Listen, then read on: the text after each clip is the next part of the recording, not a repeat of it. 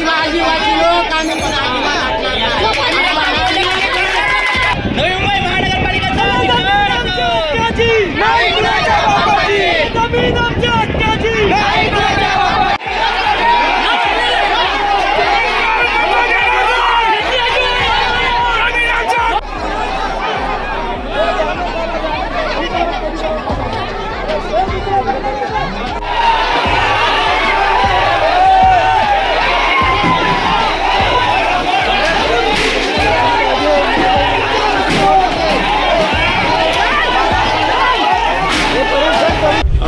आदिवासी बांधव इथे मोठ्या प्रमाणात त्यांच्या जमिनी हातमध्ये गेलेल्या आहेत आणि ते देशाचे मूळ मालक आहेत आणि 32 वर्षापासून धरणासाठी जमिनी संपादित झाल्या, परंतु त्यांना अजूनही पुनर्वसन नाही, कुठलाही कायदा लागलेला नाही आणि म्हणून 1894चा कायदा रद्द झाल्यानंतर आता नवीन कायद्याने 2013च्या कायद्याने यांना पुनर्वसन मिळावं ही आदिवासीची मागणी आहे, अत्यंत आक्रमक मागणी आहे आणि भारतीय संविधानाचा आधार धरून मी माननीय मुख्यमंत्री एकनाथ शिंदे, देशाचे पंतप्रधान नरेंद्र मोदी आणि अमित शहा यांना विनंती करतो, रायगड जिल्ह्यातल्या आदिवासींना आपण न्याय द्या।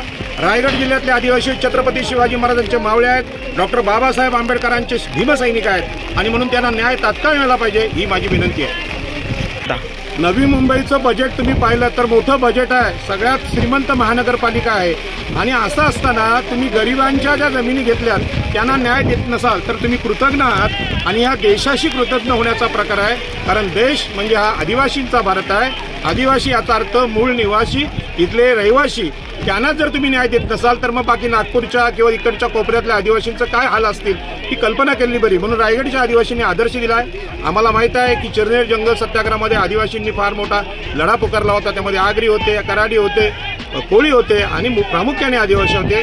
हाच धरणाचा लढा असा आहे, याला शासनाला माझी नम्र विनंती आहे, आपण याला तात्काळ न्याय देऊन या आदिवासींना शांत करावं, त्यांची जाहीर माफी मागितली पाहिजे। महाराष्ट्राच्या विधानसभेने आणि विधान परिषदेने, भारताच्या लोकसभेने सुद्धा या आदिवासींची माफी मागितली पाहिजे अशी विनंती मी माननीय पंतप्रधानांना करतो।